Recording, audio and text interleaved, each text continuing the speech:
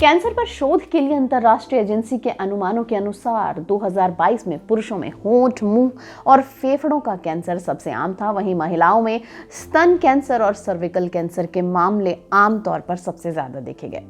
अब कैंसर से लड़ने की बात करते हैं, डरने की नहीं। तो चलिए करते हैं हेल्थ की बात अनीता के साथ और डॉक्टर अमृता राजदान से जानते हैं उन उपायों के बारे में जो कैंसर से बचाव करने में आपकी मदद कर सकते हैं। कैंसर किसी भी ऑर्गन का हो, यूजुअली साइंस सेम ही रहते हैं। जैसे कि समझ नहीं आता है, सडनली बहुत वेट लॉस होता है, nausea, gastritis, loss of appetite होती है, बड़ा बड़ा पेट लगता है, खाने की इच्छा नहीं है।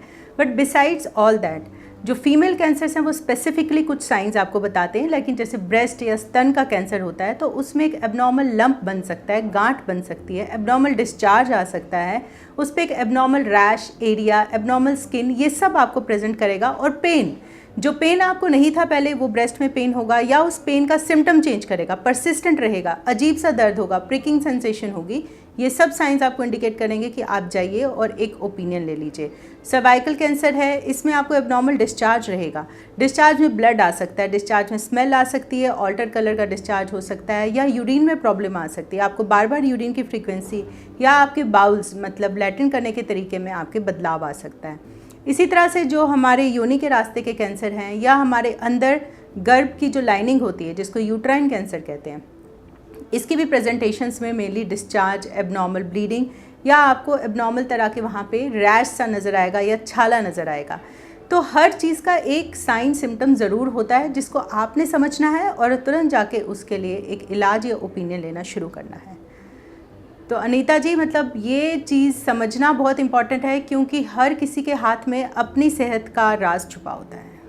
कैंसर के बढ़ते मामले और आपकी बढ़ती उम्र के बीच ऐसे कौन से टेस्ट हैं जो हर महिला को 40 की उम्र के बाद कराने चाहिए ताकि वो कैंसर से अपना बचाव कर सके? जानते हैं डॉक्टर अमृता राजदान से।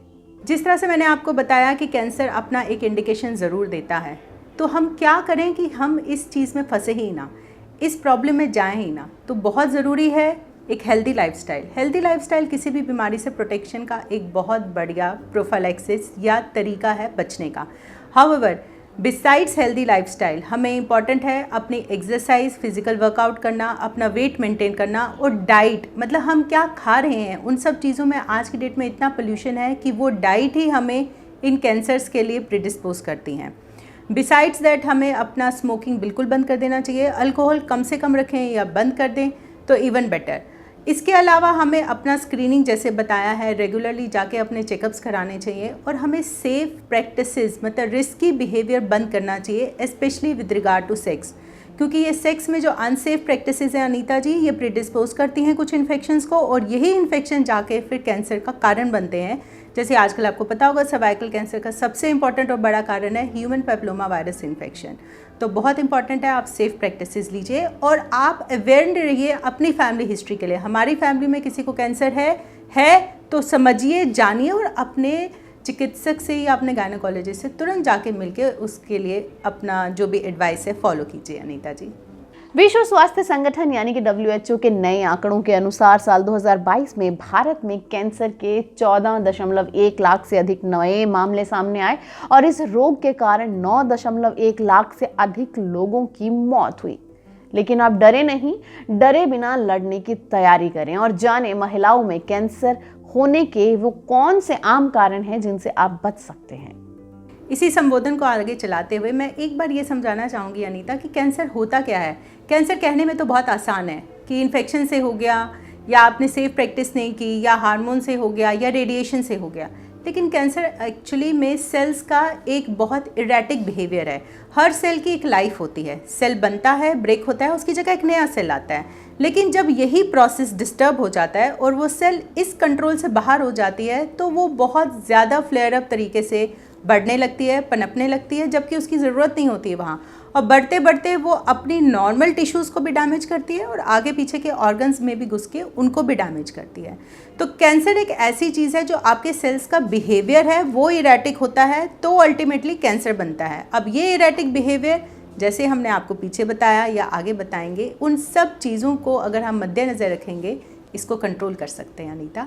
अब ये बात तो हर डॉक्टर मानता है कि अर्ली डायग्नोज कैंसर से ठीक होने में और कैंसर के दोबारा लौटकर ना आने में बेहद मददगार होता है। तो चलिए जानते हैं डॉक्टर अमृता राजदान से उन मेडिकल चेकअप्स के बारे में जो हर महिला को 40 साल की उम्र के बाद कराने चाहिए, ताकि अगर कैंसर का कहीं पर कोई भी कण है तो उसे जल्दी से जल्दी पकड़ा जा सके और तुरंत उसका इलाज कराकर कैंसर मुक्त जीवन जिया जा सके।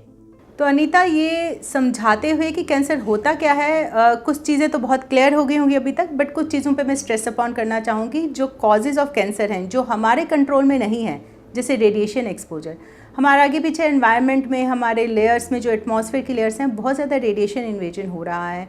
एक्सरेज हैं, सीटी स्कैन है, मजबूरी है, करवाना है, इन्वेस्टिगेशंस का पार्ट है, बट ये रेडिएशन एक्सपोजर भी हमारे सेल्स को कहीं ना कहीं कैंसर के लिए प्रोत्साहित करता है। इसके अलावा हार्मोन्स हैं, जैसे हार्मोन्स का उपयोग दूध बनाने के लिए इनमें कैटल्स में किया जाता है। यही हार्मोन्स और सारे एनिमल्स में दिया जाता है ताकि वूल ज़्यादा ग्रो हो, बट हम इन चीज़ों से एस्केप नहीं कर सकते हैं। तो हम आगे क्या करें?